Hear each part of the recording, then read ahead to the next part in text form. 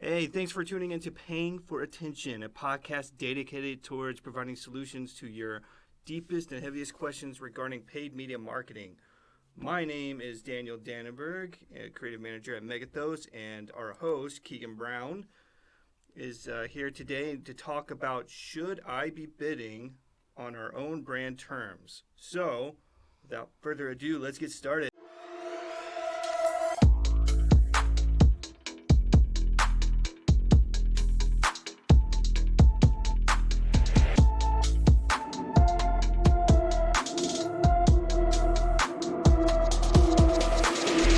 Paying for attention. All right, here we are. And let's get into it and let's start talking about should I be bidding on our own brand terms? Keegan, Awesome. Thanks, tell Dan. me about this. Yes. So typically, I would say yeah. Most of the time, yes. Um, there's definitely a handful of things you want to consider when doing that, and we'll definitely get to that. But really, yes, I would say almost always you should be bidding on your brand terms at least to test out if that makes sense. Every organization kind of goes through this question: should I be bidding on my own brand terms? And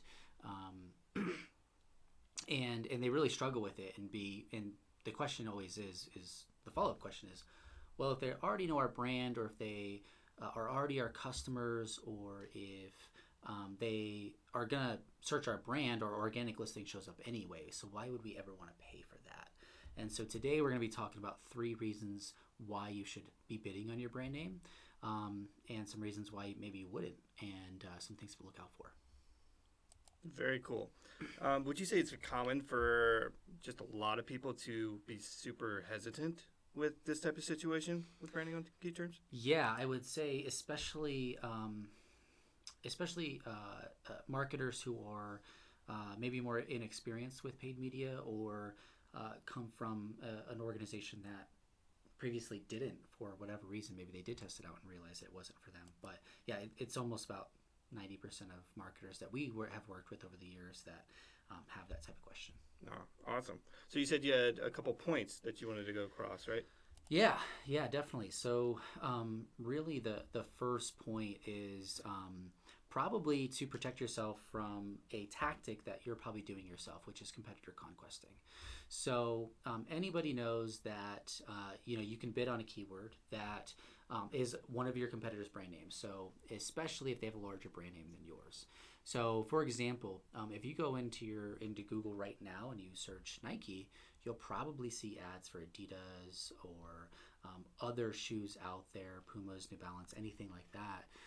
And that's called competitor conquesting. People are using the brand recognition that Nike has to get their own brand out there and say, hey, we either have a better shoe, or better customer service, or faster shipping, or lower prices, that gives them the ability to get some additional awareness, clicks, traffic, and sales, most likely, from people who initially searched Nike.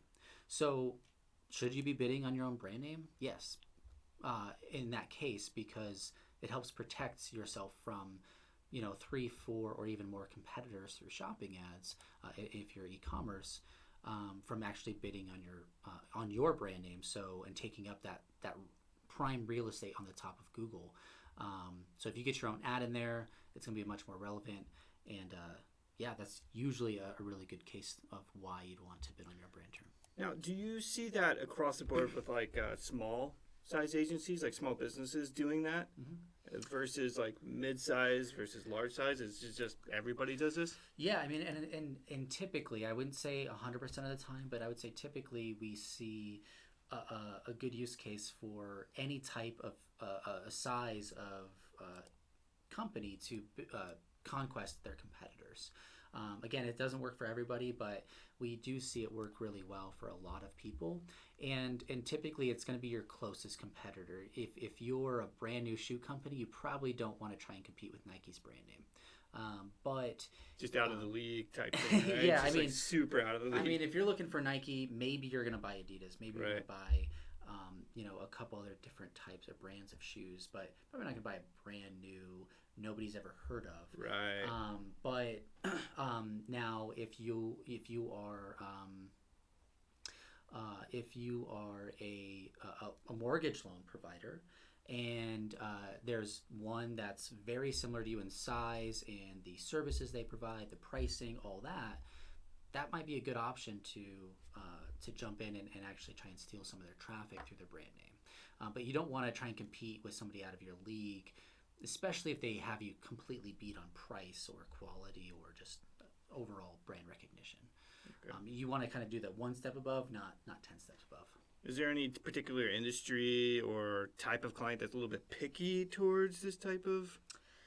I mean, I would say everyone seems to be a little picky. Yeah. E-commerce is definitely one where we've seen be very picky, and the reason is because e-commerce, they want people to come back to their site and purchase. The repeat customers, the longer lifetime value that they get out of their customers. So people are coming back and searching their brand name over and over and over again. And that's typically what we see is a hesitancy with our clients is e-commerce, and it's not a bad hesitancy. I think that there's some really legitimate concerns about that, and I think that again, if you know that customer is coming back to purchase from you anyway, why pay for it? Well, one, again, if you if Nike is your brand and somebody's bought from you several times, but this time they search and they see an Adidas shoe that looks very similar or a little bit better or slightly lower priced, you might be losing out on that customer if you don't have an ad there showing something that's competitive. So definitely something that you want to pay attention to.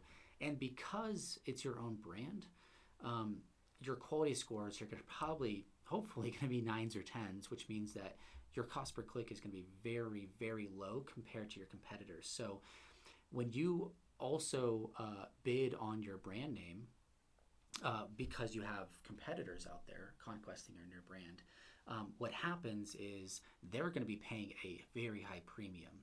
So if they're going to conquest on you, let's make them work for it and pay a very high premium to actually get that click.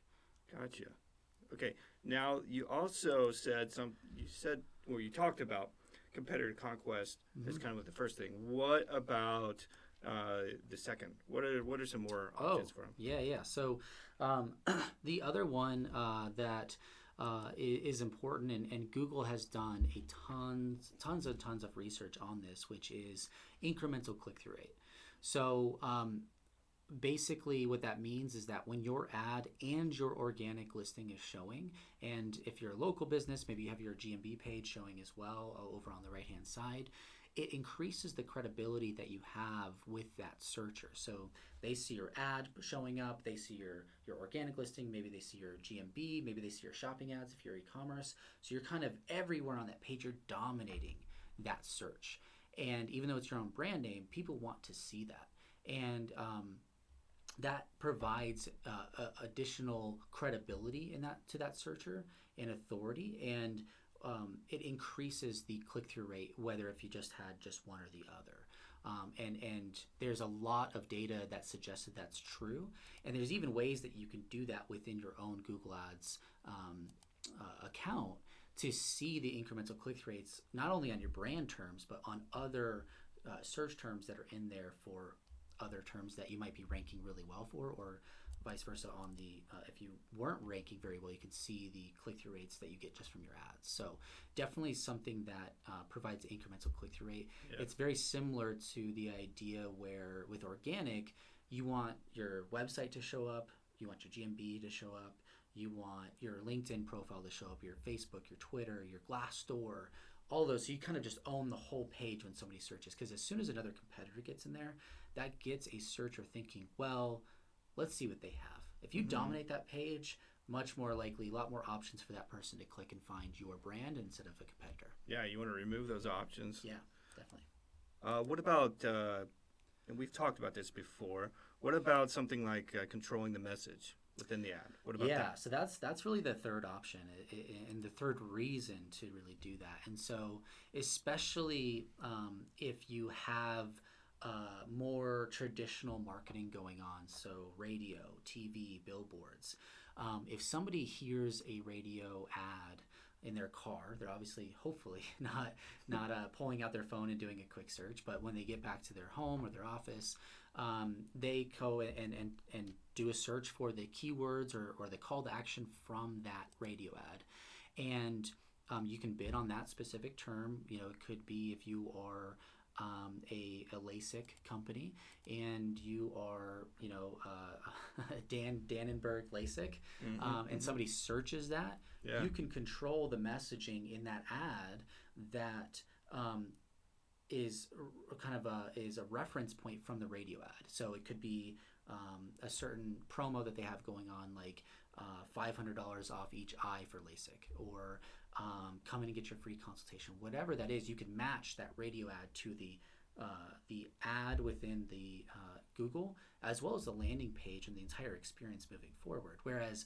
with organic, if you're just relying on organic to capture that, usually what's going to happen is if they search, you know, your brand name with LASIK, you're going to see your ad show up, or your organic listing show up. Hopefully there's not too many competitors, but they're going to be taken to the homepage and they're not going to see the promo. They're not going to see the messaging in that listing, right?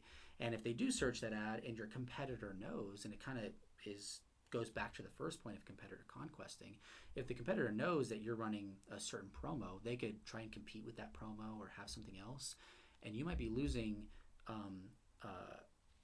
customers or at least clicks to your site for that you already paid for with the radio ad. Now you're losing them to that because you don't have an ad that speaks to that radio ad in the whatever you were discussing, the call to action, the promo, whatever. That's getting into that world of you know, making sure that's brand consistency, right? Exactly. Right. But how far, you mentioned the traditional aspect. Once you start getting into traditional messaging, that starts getting, and you talk about radio, how common is that? And does it go further than radio with old-fashioned, can't say old-fashioned because the print's still very active, I believe, but does it get into that? I mean, we've seen clients break out and start doing mailers and things like that. So what about that? Yeah. I think it depends on the industry, right? If you're even actually, I would say for the most part, yes. Even if you're a software company and you know, you're not probably doing a whole lot of TV commercials, right? Especially if you're B2B SaaS, even if you're not doing a whole lot of commercials or mailers, because you're probably not. I know because of our experience with software companies that you probably do a lot of events, right? You're probably going to a lot of conferences. You're probably doing a lot of event marketing, where you have more traditional marketing, right? You have banners, you have you know, pieces, you know, some print marketing in there to hand off. You have some swag maybe.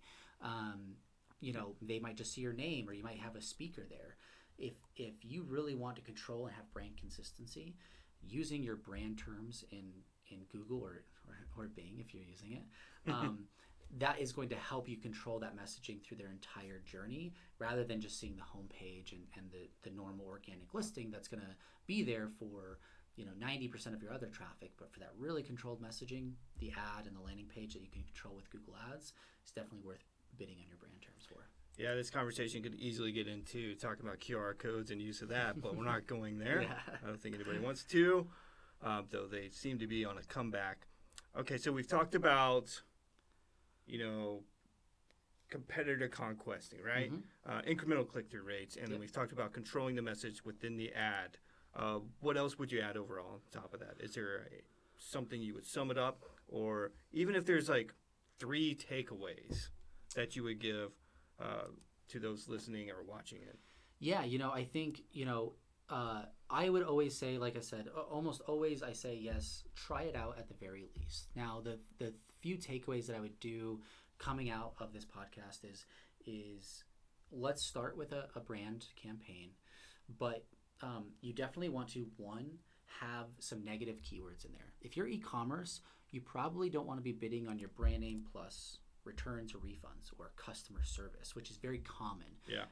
If you're Nike, for example, somebody might be saying, refund my Nike, or Nike customer service. You probably don't want to be spending money on people who are probably not too happy with your brand already. Let's have them go to your website and find you know, the customer service number and give you a call, or find the shipping or the refund kind of FAQ page, right? So that's a big one. You also probably don't, especially if you're software or anything like that, you probably don't want to have like brand name cancel or competitors or something like that. You want to make sure that you're kind of owning that in a positive way and not wasting money there. If you are a local business, or if you have multi-location and you're more retail, you want to look out for search queries like phone number, address, those types of things. Where if you're a LASIK center, if people are searching your brand name, what we've seen, at least in our experience, is things like people who are looking for the address to go to their appointment. You don't want to pay for that lead that you've already paid for in some way of marketing, right? They're already booked. They're already going to their appointment. They're just looking for an address or a phone number to call or confirm their appointment. Let the GMB page do that for you. Let your organic do that for you. That's what you want to watch out for. And then if you're if you're a university, this is something that we see a lot. Should we be bidding on our terms if we're Arizona State University or University of Arizona? Again, maybe. But I would look out for things like class schedule or calendar or admission deadlines, things like that you probably are not going to want to pay for. And so really measuring that, and then measuring the consistency and the brand lift that you get from running a brand campaign. Very cool. What about, I would ask, if I was a client getting into this and I was hesitant about wanting to dive into, bidding on my own brand terms, is there an easy way? Is there a simple way to kind of test the waters a little bit? Or is this a situation where you just got to dive right in and just do it? Just rip the Band-Aid off, I guess, right? Just get in there. I mean, it depends on your comfortability with Google Ads in this example. How much you want to spend? Yeah. Yeah. But I mean, you can control it, right? Like you Right. can say, I only want to spend $20 a day or $10 a day or whatever. You can say, I only want to show up for between 8 and 5. And maybe that's because that's when your commercials are running, or maybe that's because that's when your call center is open, or if your radio ad is running, right? Like if that's the purpose of it, you have a lot of control there to say, only run during when people who hear the radio ad are probably going to be hearing it, and maybe a few hours after. And then you can quickly just throw in some negatives, again, based on your industry, that allow you to filter out people who you probably just don't want to pay for. That's the way I would get started. And again, it's pretty easy to pause and see and just look at the results and say, was this worth it? Again, typically you're going to see really low cost per click. You're going to see really low cost per conversion. It's just a good way. What I would highly recommend is make sure you're not paying for current customers too much, at least. If you're not e-commerce, and if you're e-commerce, make sure it's very profitable. And you can always test, if I run brand for 1 week versus the next week I don't, do I actually see incremental lift in sales versus the other week? If not, then maybe you don't need to run brand. If you do, it's definitely probably worth it to capture those more top of funnel searchers who are just, or I guess people who've already heard your top of funnel messaging and marketing that are coming back and actually searching a brand now. Yeah, see, that makes more sense to me. And to me, from what I've gathered and in our discussions and from hearing about it, and especially here at Megathos, is that it always feels like the client, it's more like a myth, right? This legend of, oh, don't do this with your own brand terms. But you don't know until you do it, right? Yeah. Or you don't know what you don't know. Yeah, I exactly. hate to say that. But it's one of those situations where it's like, I see our, analysts here just like, well, have you tried it? Yeah. And you have to try it. It's like A/B testing with things. You've got to test it to see if it works for you or not. What works for one company may not work for another. You can't say, oh, well, these companies tried it and it doesn't work, but have you tried it for you? Yeah, exactly. That's a really good point. Always worth a test at least. And again, with something like any sort of paid media, it's usually a very quick on and off if you want it to be. You can turn it on tomorrow. You could turn it off the next day if you need to, or you can keep it running for 30 days. Give it a test, try it out, and see what happens. But I would say, 8, 9 times out of 10, it's probably worth. Right. I mean, keeping it's. I think they look at it as, well, it's a loss of money. Well, kinda in a way, but now right? You're paying for knowledge of knowing. Okay, we don't need to do that, and then you just move forward from there. Exactly. Very cool. Well, there's a lot of good information that we've got today, and I think with the biggest takeaways that you've given have been wonderful, and I think that we can conclude with this with, hey, you should do it, right? Give it a try. Give it a try. It can't hurt. All right, thank you for everybody for tuning in, and we're out of here.